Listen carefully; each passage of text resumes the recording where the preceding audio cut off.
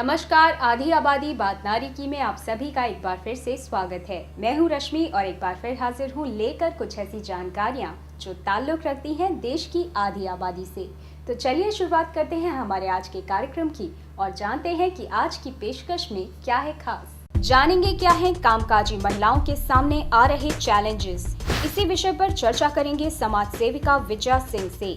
जानेंगे क्या है तकनीकी क्षेत्रों में सामने आ रहे नए करियर ऑप्शन। ले चलेंगे एक ऐसे स्पोर्ट्स इवेंट में जहां बड़ी तादाद में देश भर से शामिल हुई युवा लड़कियां। देखेंगे किस तरह देश के भावी टेक्नोक्रेट्स को किया जा रहा है अपडेट। जानेंगे न्यू मैनेजमेंट ट्रेंड्स के बारे में और ले चलेंगे एक इंटरनेशनल कॉन्फ्रेंस में। रिसेशन ने सभी देशों की अर्थव्यवस्थाओं पर बेहद बुरा असर डाला है। ऐसे में रीसेंट स्ट्रैटेजी से मैनेजमेंट स्टूडेंट्स अपडेट हो सकें, इसके लिए हाल ही में आयोजन किया गया इंटरनेशनल कॉन्फ्रेंस का।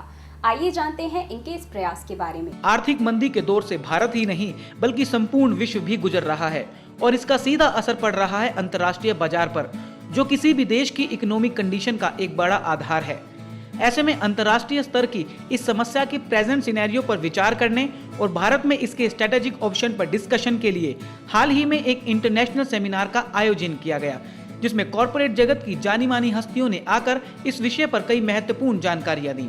मैंने बच्चों को एक ही संदेश दिया है कि अपने ऊपर विश्वास करें, अपने ऊपर गर्व करें और हम भारतीयों में वो क्षमता है कि हम किसी भी चैलेंज को स्वीकार करके उसका मुकाबला करके यशस्वी हो सकते हैं। They get the information from professors, from involved people, and this is something extraordinary.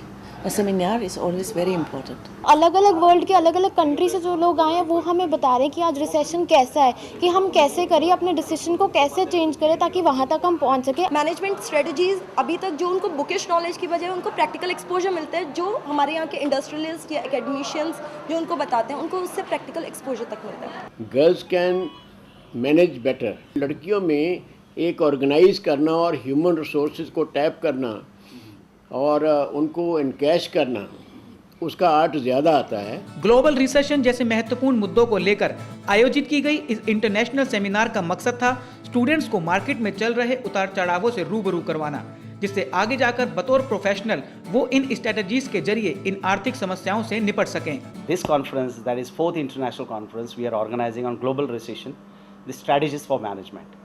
Now the various economies, the Indian economy, though it was not much affected except the export sector, the many economies, the whole world was affected by the global recession. Now what strategies should we go for when we are getting recovered, or in order to avoid such recession in future, what strategies should we develop and adopt, and how successfully various Indian companies or the companies in different parts of the world have they successfully faced this global recession. We would like to discuss in this particular conference. Well, we get the knowledge about how to come out of the crisis at the time of global recession. आज जो हमारे यहाँ पे conference हो रही है इसमें basically हमें ये पता चलता है कि कंपनीज को सिर्फ प्रोडक्ट डेवलप्ड इकोनॉमी में वर्क नहीं करना चाहिए, उनको कुछ सोसाइटी के लिए भी करना चाहिए, इन्वायरमेंट डेवलप करना चाहिए ताकि उन्हें अपना प्रोडक्ट भी सेल करने में ईजी हो। इंडिया आज की तारीख में सबसे यंगेस्ट कंट्री कहला जाती है। जिस तरह से इंडिया की ग्रोथ हो रही है, उन्हें जो है अपना नॉलेज, अपना होराइजन बढ़ाना चाहिए। अपॉर्चुनिटीज बहुत है उनको। Overall, the world there are many experts which are participating, which are giving their guidelines to their strategy about the recessions in the economy. Delegates are come from the different country, from Korea, the Kolkata, Bangladesh, and if we would listen the case studies were presented by them, it would be very useful for all of us. International companies आज मंदी में भी वो आज अपनी industry यहाँ पर setup करना चाह रही हैं, चाहे वो ऑटोमोबाइल्स की इंडस्ट्री हो चाहे दूसरी इंडस्ट्री हो। तो इस कारण जो मंदी है उसका हमारे पर ज़्यादा प्रभाव नहीं पड़ा है। इस तरह की सेमिनार स्टूडेंट्स के ओवरऑल डेवलपमेंट के लिए आज खासा जरूरी हो गई हैं, जिनसे न सिर्फ उन्हें कॉर्पोरेट जगत की बारीकियों की जानकारी मिलती है बल्कि कुछ इनोवेटिव करने की इंस्पिरेशन भी उन्हें मिलती है। It's a very important initiative. This gives the opportunity not only for the students of this university to interact with other learned personnel, but also to broaden their horizons. ये सारी चीज़ें एक पर्सनालिटी को build करती हैं कि एक overall तुम्हारी पर्सनालिटी शेप अप होती है, तुम्हारा कॉन्फिडेंस बिल्ड अप होता है, तुम्हारा मोटिवेशनल फैक्टर को इफेक्ट होता है, एक इंस्पिरेशन आती है। International conference was very nice to discuss and we learned so many things from our chief guests who were from more than 40 countries.